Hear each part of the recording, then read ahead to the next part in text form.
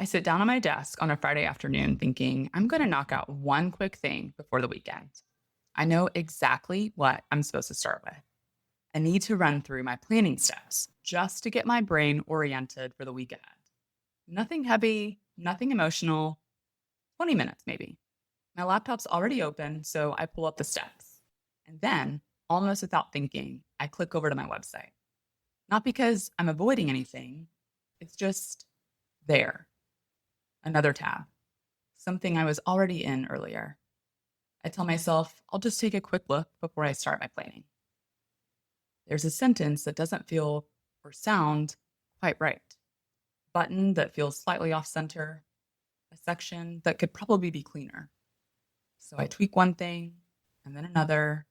I move a box, adjust a heading, fix spacing that's bugging me.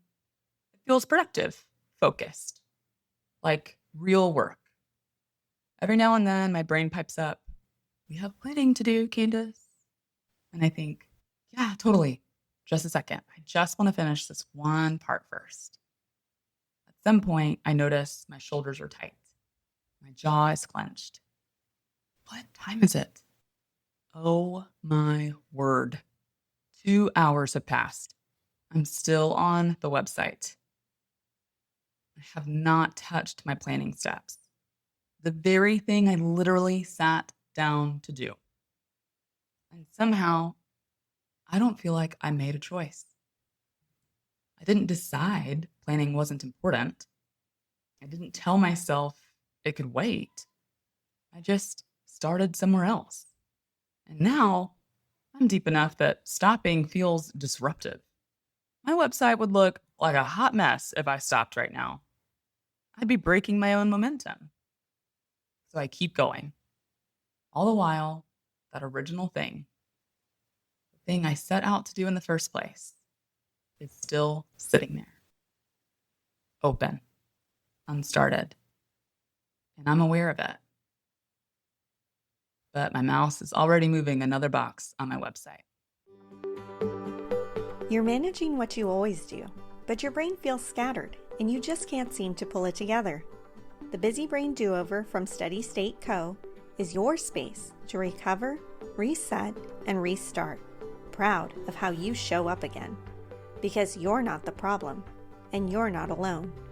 Here, you'll find real tools and honest conversations to help you feel capable, steady, and like yourself again. Here's your host, Candace David, a fellow busy brain who believes life doesn't have to run perfectly to run well.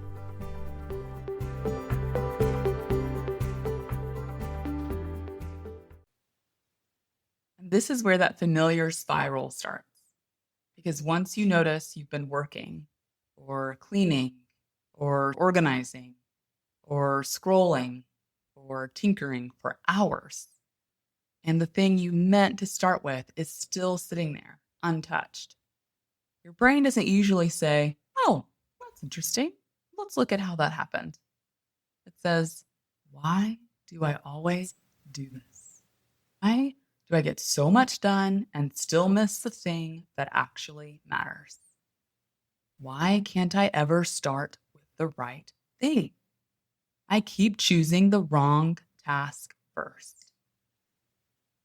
And those questions land heavy because now it's not just about today.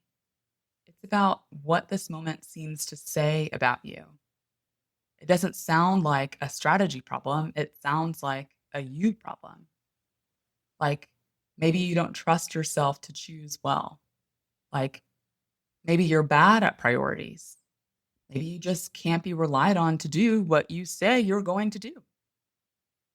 But here's what usually gets missed in that moment.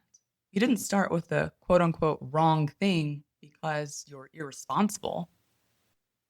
You didn't skip the important task because you don't care.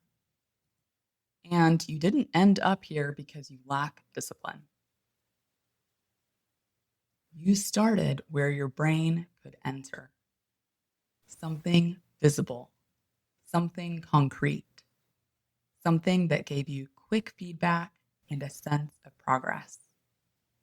And by the time you realized it wasn't the right first domino, You were already in motion.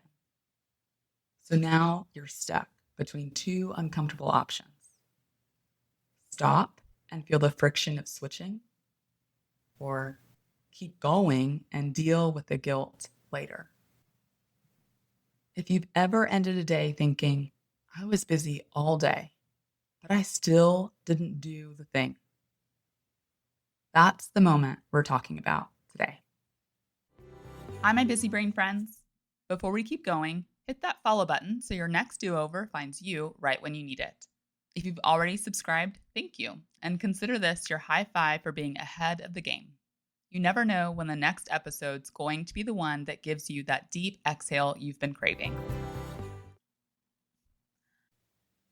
So here is your do-over for this week. I call it the right first domino do-over. And it starts before you touch anything, before you open the tab, before you dive in, before your brain is already halfway down a path.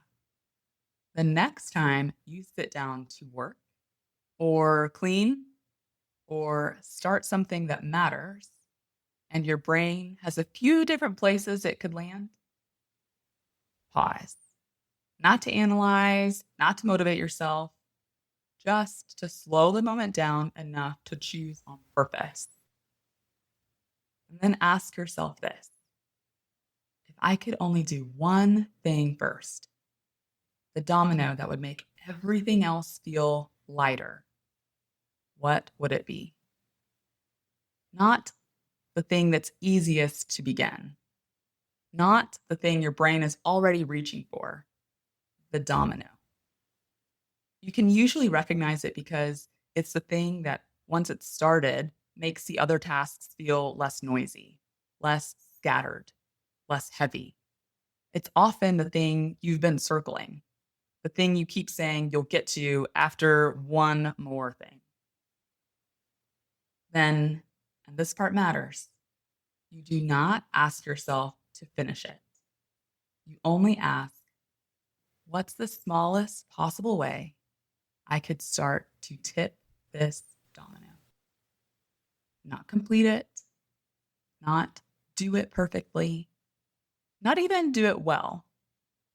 Just make it easier to start. Open the document. Walk into the room. Set a 10-minute timer. Something that clearly says, this is the order I chose. Once the domino is tipped, the rest of the work has somewhere to land. And not because you tried harder, but because starting changes the way your brain is operating. When a task is unstarted, your brain has to do a lot of invisible work all at once. It's got to figure out where to begin. It's got to hold the whole thing in mind, tolerate any uncertainty, make decisions before there's any feedback. That's a high load for a busy brain. But once you start, even in a tiny way, something shifts. Your brain no longer has to imagine the task. It has context. It has momentum.